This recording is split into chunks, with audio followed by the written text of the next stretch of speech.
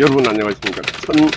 1913일 되는 미국 대사관 천민시민들의 행동입니다. 지금 이재명 정부가 들어서서 아직까지는 이재명 정부가 어디로 가야 될지, 어느 방향으로 갈지 눈에 보이는 게 없습니다. 그냥 쇼만 아주 잘하고 있습니다. 영종도 아레나 공연장에서 하는 그런 쇼, 지금 그런 쇼 하기가 이런데 그런 쇼를 막 합니다.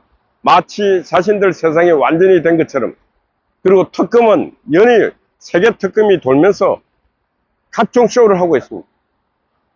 지금 그런 거 할 때가 아닙니다. 그런 건 뉴스의 비중을 높여서 할 때가 아닙니다.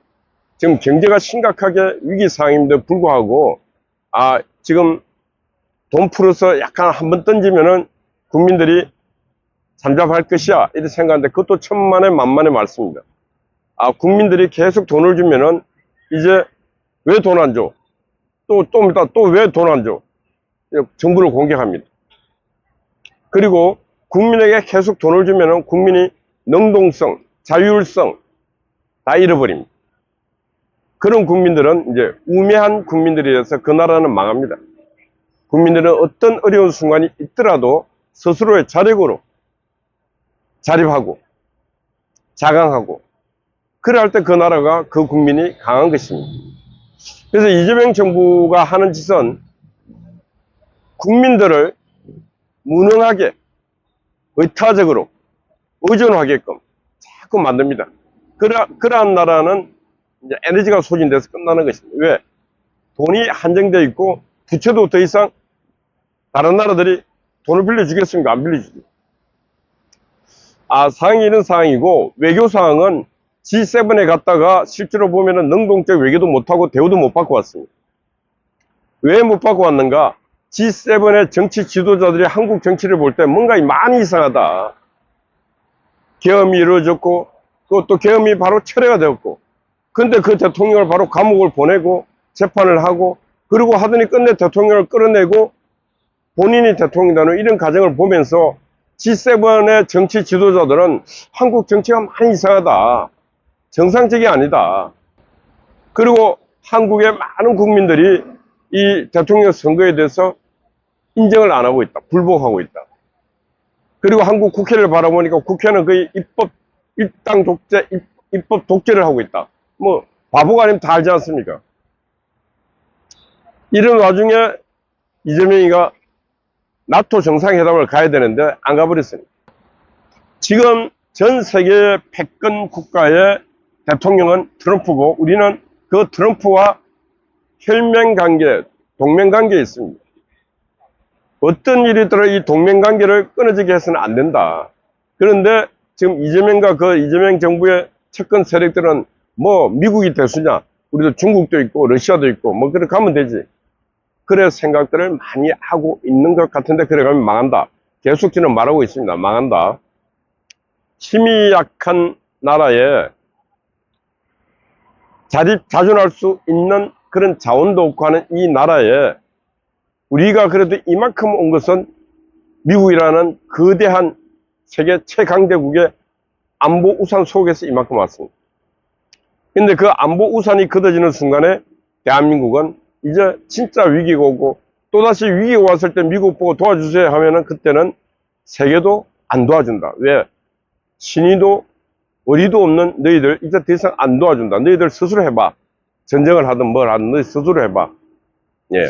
한국 지금 경제적으로 상당히 중요하고 괜찮습니다. 그러나 국제 자본이 빠져나온 순간에 이 한국은 500년 전, 200년 전 조선시대 대한제국 그 정도밖에 안 됩니다. 어떻게 생각들이 이렇게 없는지. 그래서 1948년 이 대한민국을 세우고 이 불과 70년 만에 이 부강한 나라를 만들었는데 이 부강한 나라 대한민국을 위해서는 한 개도 말 안 하고 그 기껏 한다는 소리가 김구 얘기하고 있고 동학전쟁 얘기하고 있고 안중근, 윤봉길 다 중요하죠. 그러나 중요한 것은 현재가 중요하고 미래가 중요하고 근데 대한민국 건국했던 그 건국 세력들에 대해서는 아무 평가도 없어요. 나라를 세워서 이만큼 부강하게 만들었던 그 산업화의 주역들이 아무 얘기 안 해요. 오직 민주화했던 인간들은 뭐 할 얘기도 없고 뿌리도 없으니까 하는 소리가 맨날 전봉준, 동학, 김구. 김구는 훌륭한 독립운동가였습니다. 그러나 실패한 정치가입니다. 김구의 양면, 공가를 평가할 때 훌륭한 독립운동가였다. 그러나 그는 실패한 정치가였다. 김일성에게 쏘가 북한으로 가서 북한은 이미 거대한 군사국가가 되어 있음에도 불구하고 그 김일성에게 쏘가서 남북 통일해야 된다고 말. 통일이 불가한 상황이 함에도 불구하고 그런 판단을 할 수 있을 정도의 지력이 없습니다. 근데 제가 오늘 아침 말하고자 하는 것은 지금 중국 시진핑이 상당히 위험하다, 실각한다 이런 얘기를 하고 있는데 제가 봐도 중국 정부가 상당히 위기입니다. 시진핑의 장기 집권이 너무 길었습니다. 새 피가 들어가야 되는데 새 피가 차단되다 보니까 중국은 상당한 위기 속에 지금 전성기를 행사한다고 한국 정부 이재명 대통령 중국 전성기를 와줄 수 없는가 요청을 했어요. 근데 거기 가면은 망합니다. 왜 망하는가? 박근혜 대통령도 전성기를 가서 망했습니다. 어떤 게 망했냐? 정치력을 상실해버렸어요. 서방국가, 미국을 비롯한 서방국가가 박근혜 많이 이상하다. 한국 정부 많이 이상하다. 근데 박근혜는 그런 위험을 무릅쓰고 중국 천안문 전성기를 올라가서 같이 있어줬는데 중국 정부는 한국 대통령을 아주 우습게 취급해버려요. 하나 그냥 도구로 이용했을 뿐입니다.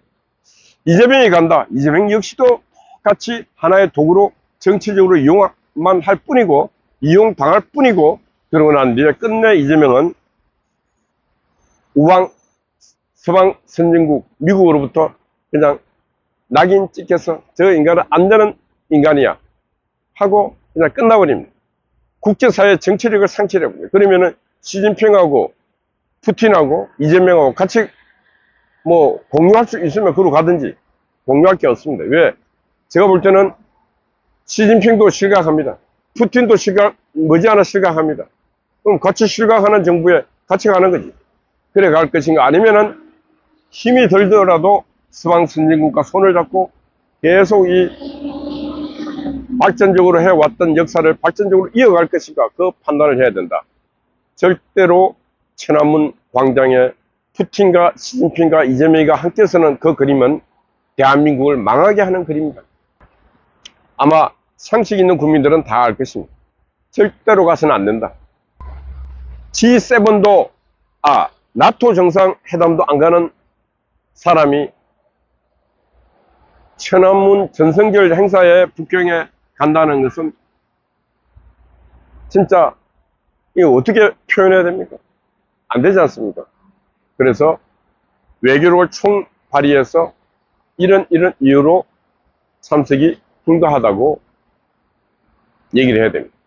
그리고 따지고 놓고 보면은 그 중국 공산당도 무슨 놈의 자기들이 전성기를 미국의 힘으로 해서 미국이 원폭 히로시마 나가사키에 원폭 두 방 터뜨리면서 일본이 항복하면서 중국도 해방된 거 아닙니까?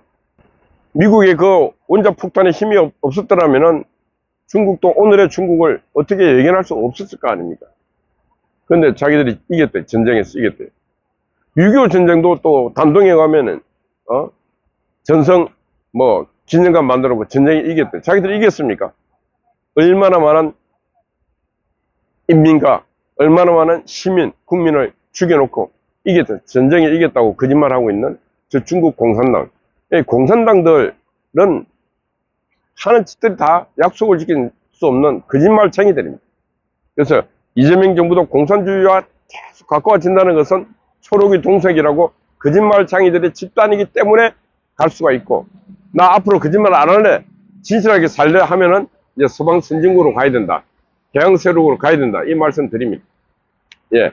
오늘 말씀 주제는 중국 전성절 참석 말라. 중국 전성절 참석 마라. 참석하면 안 됩니다. 안 되는 이유는 본인이 너무도 잘 알고 있고, 지금 그 시간에 한국 경제 다가오고 있는 이 경제 공간을 어떻게 극복할 수 있는가, 더 큰 마스터 플랜을 짜는데 모든 에너지를 집중하기 바랍니다. 예, 어젯밤에 강 목사님이 수고했습니다. 아침에 송화제 언제나 변함없이 수고하고 있습니다. 우리 미경님, 아웃스파이 파워 각시님, 여러분들 파이팅입니다. 감사합니다.